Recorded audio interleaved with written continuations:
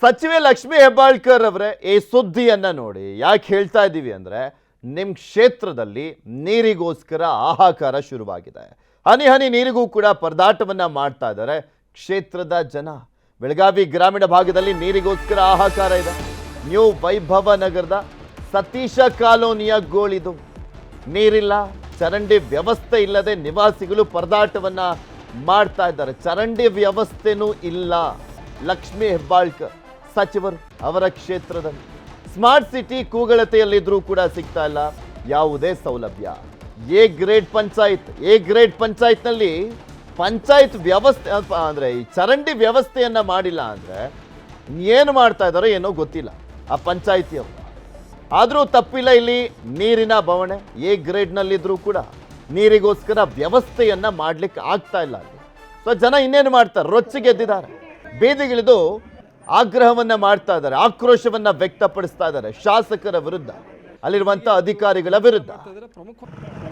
ಇನ್ನು ಈ ಬಗ್ಗೆ ನಮ್ಮ ಬೆಳಗಾವಿಯ ಪ್ರತಿನಿಧಿ ಚಂದ್ರಕಾಂತ್ ಸುಗಂಧಿ ಅಲ್ಲಿ ಒಂದು ಪ್ರತ್ಯಕ್ಷ ವರದಿಯನ್ನ ಕೊಟ್ಟಿದ್ದಾರೆ, ನೋಡೋಣ.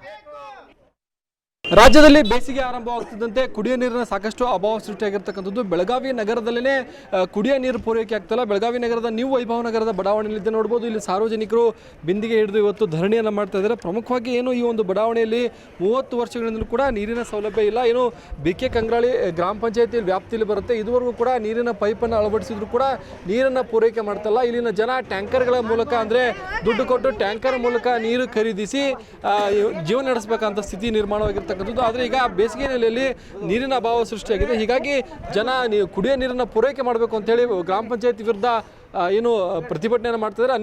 ಅನೇಕ ಸಲ ಸ್ಥಳೀಯ ಶಾಸಕಿ ಲಕ್ಷ್ಮೀ ಹೆಬ್ಬಾಳ್ಕರ್ ಗಮನಕ್ಕೆ ತಂದರೂ ಕೂಡ ಯಾವುದೇ ರೀತಿ ಪ್ರಯೋಜನ ಇಲ್ಲ. ಹೀಗಾಗಿ ಇಲ್ಲಿನ ಜನ ಏನು ಕುಡಿಯೋ ನೀರನ್ನು ಪೂರೈಕೆ ಮಾಡಬೇಕು ಅಂತೇಳಿ ಆಗ್ರಹಿಸಿದ ಬಗ್ಗೆ ಮಾತಾಡೋಕ್ಕೆ ಸ್ಥಳೀಯರಿದ್ದಾರೆ.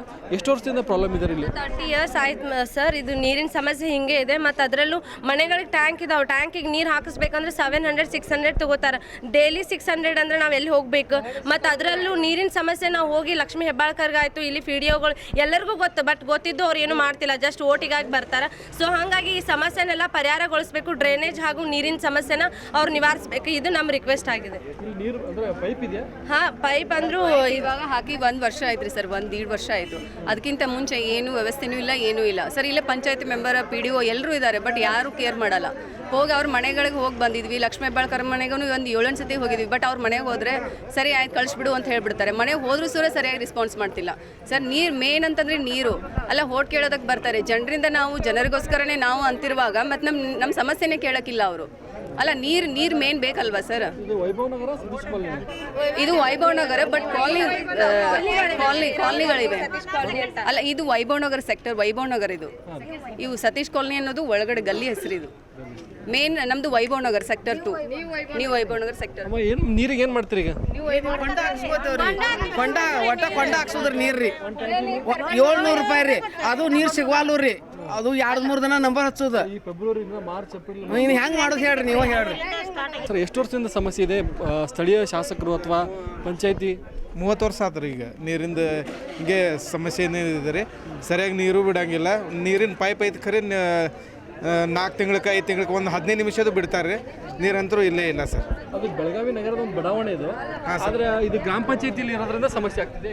ಹಾಗೇನಿಲ್ಲ ರೀ, ಗ್ರಾಮ ಪಂಚಾಯತ್ ಇರ್ಬೋದು, ನೀವು ಹಳ್ಳಿ ಒಳಗೆ ಹೋಗ್ತೀರಿ, ಎಲ್ಲ ಕಡೆ ಗಟ್ರ ಆಗಿದೆ, ನೀರಾಗಿದೆ, ಎಲ್ಲ ವ್ಯವಸ್ಥೆ ಅದ. ಬಟ್ ಇಲ್ಲಿ smart city plus A grade panchayat ಇದು.